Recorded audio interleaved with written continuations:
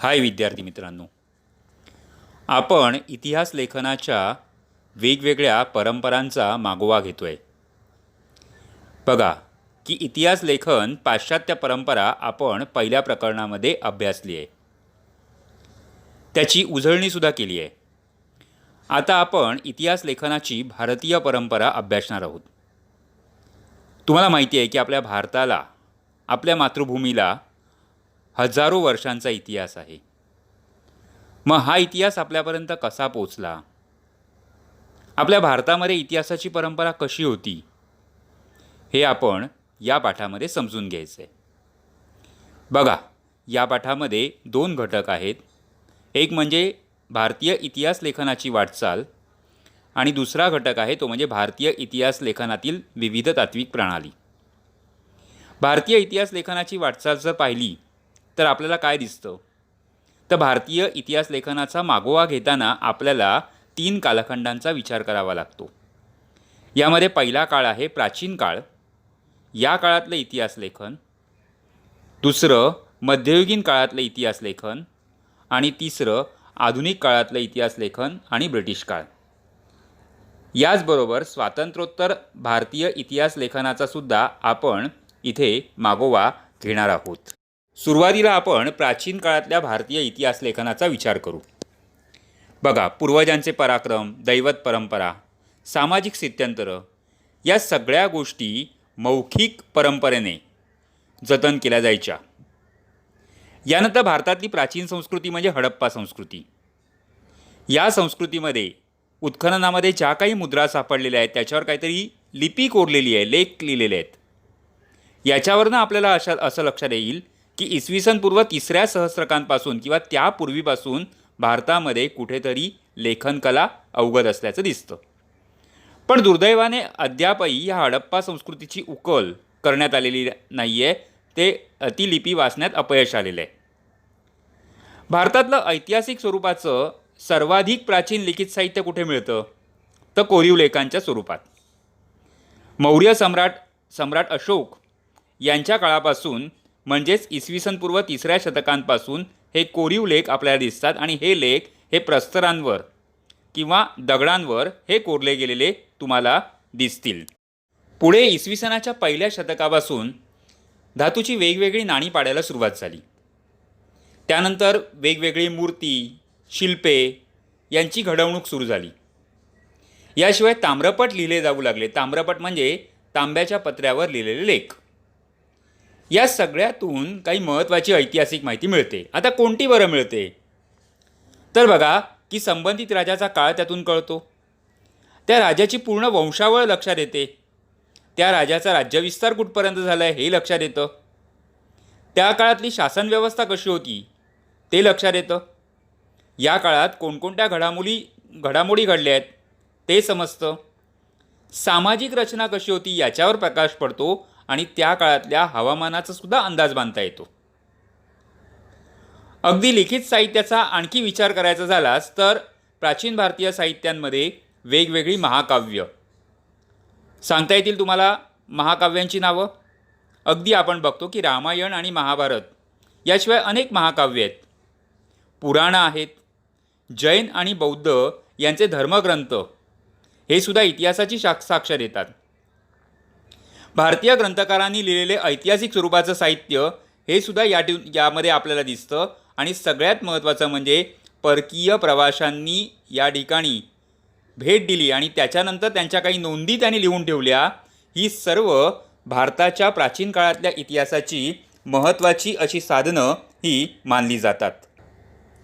प्राचीन काळातली राजांची चरित्र तसंच राजघराण्यांचे इतिहास सांगणारं लेखन हे भारतीय इतिहास लेखनाच्या वाटचालीतला महत्त्वाचा टप्पा। इसवी सनाच्या 7व्या शतकामध्ये बाणभट्ट या कवीने हर्षचरित नावाचा ग्रंथ लिहिला आणि हे जे संस्कृत काव्य आहे ते काव्य ऐतिहासिक चरित्रग्रंथ स्वरूपाचं आहे। आता या काव्यातून आपल्याला काय बरं कळतं, तर त्यावेळची सामाजिक परिस्थिती, आर्थिक परिस्थिती, राजकीय परिस्थिती, धार्मिक परिस्थिती आणि सांस्कृतिक जीवन याचं सगळं वास्तववादी चित्रण या हर्षचरित्र या काव्यग्रंथातून आपल्याला दिसतं। या ठिकाणी तुमच्या पाठ्यपुस्तकातली एक चौकट आहे, सोहगोडा ताम्रपट, ती सुद्धा हा व्हिडिओ पॉज करून व्यवस्थित अभ्यासा. या चौकटींवर सुद्धा परीक्षेमध्ये प्रश्न विचारले जाण्याची शक्यता असते. अशा प्रकारे प्राचीन काळातल्या इतिहास लेखनाची वाटचाल पाहिल्यानंतर आपण येतो भारतीय इतिहासातला मध्ययुगीन काळाकडे. मध्ययुगीन काळ म्हणजे साधारणतः आपण बघतो की इसवी सनाचं 10व्या शतकापासून पुढे. इसवी सनाच्या 12व्या शतकामध्ये कल्हण याने लिहिलेला राजतरंगिणी ग्रंथ हा काश्मीरच्या इतिहासावर आधारित आहे. हा जो ग्रंथ आहे, हा ग्रंथ हा आधुनिक इतिहास लेखनाचं शास्त्रशुद्ध लिखाण मानलं जातं. कारण इतिहास लेखन शास्त्रशुद्ध कसं असावं याच्या आधुनिक संकल्पनेशी हा ग्रंथ अगदी जवळचं नातं सांगतो. असं का मानलं जातं बरं की कल्हणाचा राजतरंगिणी हा ग्रंथ हा का आधुनिक इतिहासाच्या जवळ मानला जातो? कारण कल्हणाने ज्यावेळेला हा ग्रंथ लिहिला त्यावेळेला त्यांनी काहीतरी निवेदन केलं आहे. काय बरं सांगतो तो?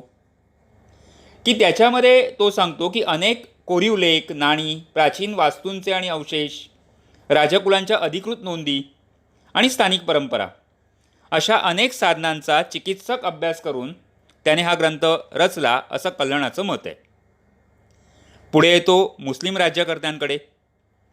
मध्ययुगीन भारतामध्ये मुस्लिम राज्यकर्त्यांच्या दरबारामध्ये जे इतिहासकार होते, या इतिहासकारांच्या लेखनावर अरबी आणि फारसी इतिहासाच्या लेखनाचा प्रभाव दिसतो.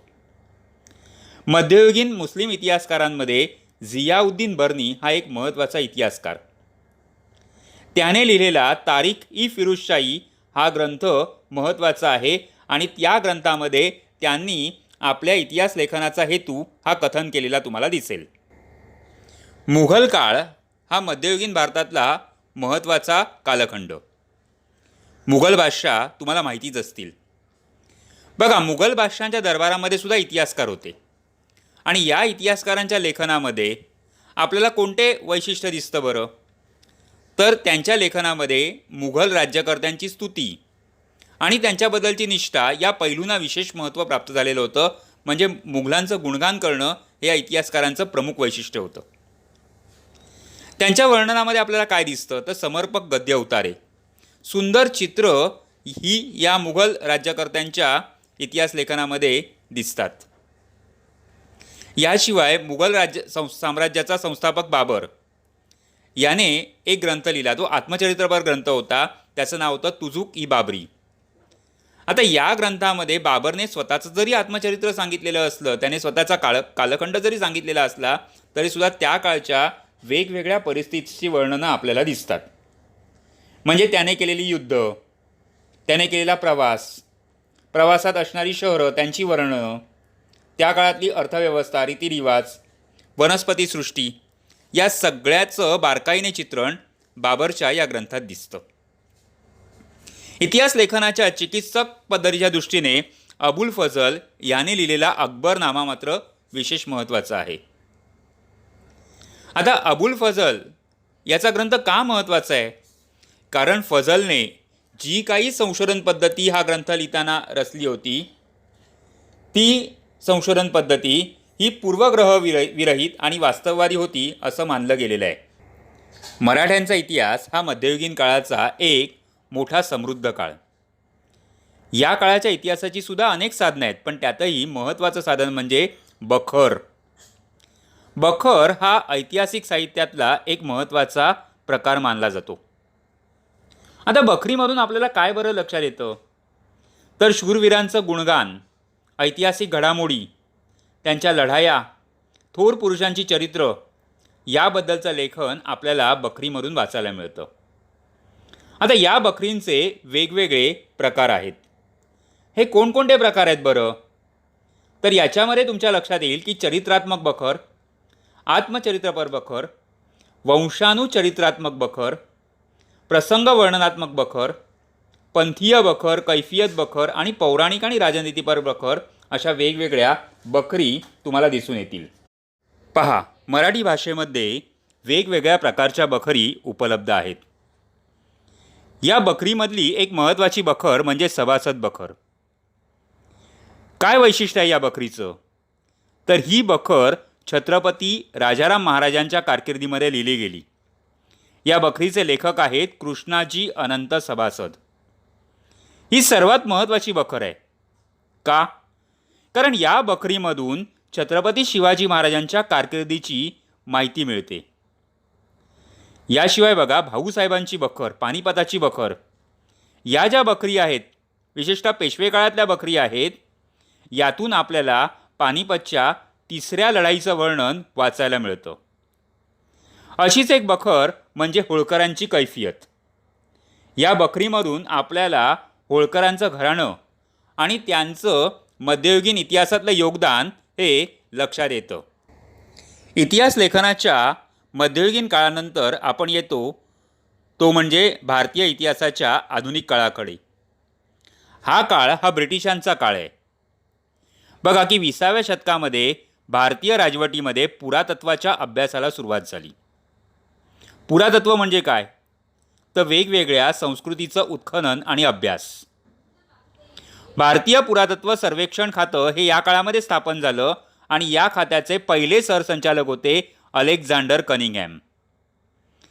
आता कनिंगहॅम यांच्या देखरेखीखाली अनेक प्राचीन स्थळांचं उत्खनन केलं गेलं. विशेषतः आपल्याला दिसतं की यासाठी त्यांनी बौद्ध धर्मग्रंथांमध्ये उल्लेख असलेल्या स्थळांवर लक्ष केंद्रित केलं गेलं. पुढे 20व्या शतकामध्ये सर जॉन मार्शल यांच्या कारकिर्दीमध्ये हडप्पा संस्कृतीचा शोध लागला. म्हणजे मोहनजोदडो, हडप्पा या शहरांचं उत्खनन झालं आणि त्यानंतर भारतीय इतिहास हा आणखी मागे गेला. म्हणजे भारतीय संस्कृतीचा इतिहास हा इसवी सन पूर्व पहिल्या सहस्त्रकापर्यंत किंवा त्यापूर्वी असू शकतो, हे सुद्धा सिद्ध झालेलं तुम्हाला दिसून येईल या ठिकाणी. म्हणजे हडप्पा, मोहनजोदडो यामुळे भारताच्या प्राचीनतेची कल्पना जगाला आली. आधुनिक काळात भारतीय इतिहास लेखनाला सुरुवात झाली खरी, पण भारतात जे ब्रिटिश अधिकारी होते त्या अधिकाऱ्यांनी भारतीय इतिहासासंबंधी केलेल्या लेखनावर ब्रिटिशांच्या वसाहतवादी धोरणाचा प्रभाव दिसतो. जेम्स मिल हा असाच एक इतिहासकार. याने इसवी सन 1817 साली एक ग्रंथ प्रकाशित केला. त्याचं नाव होतं the history of British India. The history of British India हा भारतीय इतिहासावर लिहिलेला पहिला ग्रंथ. त्याच्या लेखनामध्ये वस्तुनिष्ठ दृष्टिकोनाचा अभाव आढळतो आणि भारतीय संस्कृतीच्या वेगवेगळ्या पैलूबाबत जो काही पूर्वग्रह दूषित दृष्टिकोन होता ना, तो सुद्धा या ग्रंथातून दिसून होतो. असाच एक ग्रंथ 1841 साली माउंट स्टुअर्ट एल्फिन्स्टन यांनी लिहिला. या ग्रंथाचं नाव होतं the history of India. British अधिकारी ग्रँड डफ याने लिहिलेला हिस्ट्री ऑफ द मराठास हा मराठी साम्राज्याचा इतिहास सांगणारा ग्रंथ हा 3 खंडांमध्ये प्रसिद्ध आहे. भारतीय इतिहास, भारतीय संस्कृती यांना कमी लेखण्याची प्रवृत्ती ही ग्रँड डफ याच्या लेखनातही उमटलेली दिसते. पण नंतरच्या काळामध्ये ग्रँड डफ याच्या इतिहास लेखनाच्या मर्यादा नीलकंठ जनार्दन कीर्तने आणि विका राजवाडे यांनी 19व्या शतकामध्ये दाखवून दिल्या. कर्नल टॉड याने लिहिलेला राजस्थानचा इतिहास, विल्यम विल्सन हंटर याने लिहिलेला हिंदुस्थानचा द्विखंडात्मक इतिहास हे सुद्धा याच काळातले ग्रंथ होय. आधुनिक काळामध्ये भारतीय इतिहास लेखनाच्या वेगवेगळ्या तात्विक प्रणाली तुम्हाला दिसतील. यामध्ये पहिला प्रकार आहे तो म्हणजे वसाहतवादी इतिहास लेखन. भारतीय इतिहासाचा अभ्यास आणि लेखन करणाऱ्या सुरुवातीच्या इतिहासकारांमध्ये प्रामुख्याने कोणाचा समावेश होता? तर ब्रिटिश अधिकारी आणि ख्रिश्चन धर्मगुरू. मग त्यांचा विचार काय होता? तर भारतीय संस्कृती गौण दर्जाची आहे आणि या पूर्वग्रहाचं प्रतिबिंब त्यांच्या लेखनामध्ये स्पष्टपणे उमटलेलं दिसतं. वसाहतवादी ब्रिटिश सत्तेच्या समर्थनासाठी त्यांनी इतिहास लेखनाचा वापर केला की आमची संस्कृती कशी श्रेष्ठ आहे हे दाखवून दिलं. 1922 ते 1937 या कालखंडामध्ये प्रसिद्ध झालेलं केम्ब्रिज हिस्ट्री ऑफ इंडिया या ग्रंथाचे 5 खंड हे वसाहतवादी इतिहास लेखनाचे ठळक उदाहरण म्हणून देता येईल. यानंतरचा इतिहास लेखनाचा आणखी एक पैलू म्हणजे प्राच्यवादी इतिहास लेखन. बघा, युरोपीय देशांनी भारतावर अधिकार गाजवला खरा, पण सगळ्याच युरोपीय देशांचा भारताबद्दलचा दृष्टिकोन सारखाच नव्हता. युरोपातल्या अभ्यासकांमध्ये पूर्वेकडची संस्कृती, पूर्वेकडचे देश यांच्याबद्दल कुतूहल जागृत झालेलं होतं. आणि काही लोकांमध्ये या संस्कृतीबद्दल आदर होता, कौतुक होतं. आणि मग यातून इतिहासाच्या अभ्यासाला सुरुवात झाली. अशा अभ्यासकांना प्राच्यवादी असं म्हटलं जातं. प्राच्यवादी अभ्यासकांनी भारतीय संस्कृती, युरोपीय भाषा यांच्यामधल्या साधर्म्याचा अभ्यास केला. आणि या विद्वानांनी वैदिक वाङ्मय आणि संस्कृत साहित्याचा अभ्यास करून या भाषांची जननी असणारी एक प्राचीन इंडो युरोपियन भाषा होती अशी कल्पना मांडली. पुढे इसवी सन 1784 सर विल्यम जोन्स यांनी कोलकाता या ठिकाणी एशियाटिक सोसायटीची स्थापना केली. या सोसायटीच्या स्थापनेमुळे प्राचीन भारतीय वाङ्मय आणि प्राचीन भारतीय इतिहास यांच्या अभ्यासाला चालना मिळाली. या प्राच्यवादी विचारवंतांमध्ये सगळ्यात महत्त्वाचं नाव घेतलं जातं ते फ्रेडरिक्स मॅक्सम्युलर यांचं. ते प्राच्यवादी जर्मन अभ्यासक होते. संस्कृत साहित्यामध्ये मॅक्सम्युलर यांना विशेष रस होता. ते स्वतः संस्कृत शिकले आणि संस्कृत साहित्याचा अभ्यास केला. हितोपदेश या संस्कृत ग्रंथाचा जर्मन भाषेमध्ये त्यांनी अनुवाद केला. त्यांचे the sacred book of the East या नावाने 50 खंड संपादित केले की ज्यामध्ये या सर्व अभ्यासाचं सार सामावलेलं आहे. त्यांनी 6 खंडांमध्ये ऋग्वेदाचं संकलन केलं आणि ऋग्वेदाचा जर्मन भाषेमध्ये अनुवाद केला. पण अलीकडच्या काळामध्ये प्राच्यवादी विचारवंतांच्या लेखनामागचे छुपे साम्राज्यवादी हितसंबंध असल्याचं प्रकाशित आणण्याचं काम एडवर्ड सईद या विद्वानांनी केलेलं तुम्हाला दिसून येईल. यानंतर भारतीय इतिहास लेखनाचा महत्त्वाचा पैलू म्हणजे राष्ट्रवादी इतिहास लेखन. काय बरं झालं? ब्रिटिश काळामध्ये 19व्या आणि 20व्या शतकामध्ये इंग्रजी शिक्षण पद्धती सुरू झाली. या शिक्षण पद्धतीमध्ये शिकून तयार झालेल्या भारतीय इतिहासकारांच्या लेखनामध्ये भारताच्या प्राचीन वैभवाचा अभिमान आणि भारतीयांची आत्मजाणीव जागृत करण्याकडे असलेला कल दिसून येतो. त्यांच्या लेखनास राष्ट्रवादी इतिहास लेखन असं म्हटलं जातं. महाराष्ट्रामध्ये राष्ट्रवादी इतिहास लेखनाला विष्णुशास्त्री चिपळूणकर यांनी प्रेरणा दिली. आता या राष्ट्रवादी इतिहासकारांनी भारताच्या इतिहासातला सुवर्ण काळ म्हणजे भारतीय समृद्धी शोधण्याचा प्रयत्न केला. पण या राष्ट्रवादी इतिहासकारांच्या लेखनावर एक टीका केली जाते. काय तर ऐतिहासिक वास्तवाची चिकित्सापूर्वक छाननी करण्याकडे त्यांनी दुर्लक्ष केले, त्यांच्यावर आरोप आहे. ही व्हिडिओ पॉज करा आणि पहा कोण राष्ट्रवादी इतिहासकार आपल्याला दिसतात ते. यांची नावं लक्षात ठेवा. त्याचबरोबर न्यायमूर्ती रानडे यांच्या the rise of Maratha power या ग्रंथाबद्दलही काळजीपूर्वक चौकटीतला मजकूर वाचा. आता आपण काही राष्ट्रवादी इतिहास लेखकांचा विचार करणार आहोत. यामध्ये पहिलं नाव येतं ते V.K. राजवाडे म्हणजेच विश्वनाथ काशीनाथ राजवाडे. इतिहास लेखन, भाषाशास्त्र, व्युत्पत्तीशास्त्र, व्याकरण अशा विविध विषयांवर मूलभूत संशोधन करणारं आणि मराठी भाषेतून लेखन करणारे हे प्रसिद्ध इतिहासकार होते. आपला इतिहास आपणच लिहिला पाहिजे या मताचा राजवाडे यांनी पुरस्कार केला.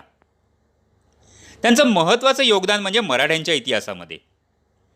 मराठ्यांच्या इतिहासाच्या साधनांची त्यांनी गावोगावी जाऊन शोध घेतला आणि ही साधनं असणारा मराठ्यांच्या इतिहासाची साधने असा शीर्षक असलेले 22 खंड त्यांनी संपादित केले. इतिहास म्हणजे भूतकालीन समाजाचे सर्वांगीण समग्र जीवनदर्शन. मग ते केवळ राजकीय घडामोडी, सत्तांतरासाठी केलेली कटकारस्थानं आणि युद्धे यांच्या हकीकती नव्हेत असं त्यांनी स्पष्ट मत मांडलं.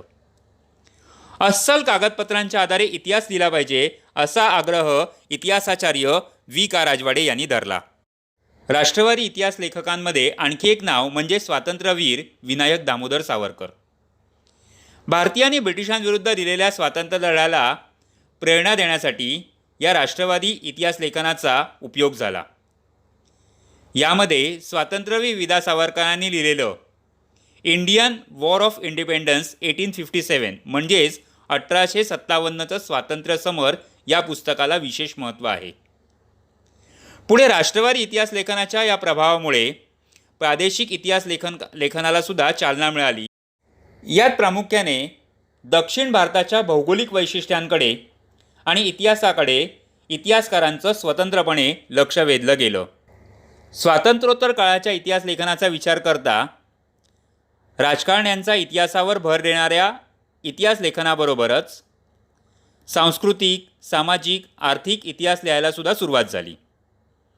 स्वातंत्र्योत्तर काळामध्ये समाज, विज्ञान, अर्थव्यवस्था, राजकीय प्रणाली, धार्मिक विचारसरणी, सांस्कृतिक पैलू यांचा अभ्यास हा सुरू झाला. यामध्ये 3 महत्त्वाचे प्रवाह दिसतात. एक म्हणजे मार्क्सवादी इतिहास, दुसरा म्हणजे वंचितांचा इतिहास आणि तिसरा म्हणजे स्त्रीवादी इतिहास. युरोपातील मार्क्सवादी इतिहास लेखनाचा प्रभाव काही भारतीय इतिहास लेखकांवर पडला आणि त्यातून मार्क्सवादी इतिहास लेखन केलं गेलं. मार्क्सवादी इतिहासकारांमध्ये आर्थिक व्यवस्थेतील उत्पादनाची साधनं, पद्धती आणि उत्पादन प्रक्रियेतील मानवी संबंध यांचा विचार मध्यवर्ती होता.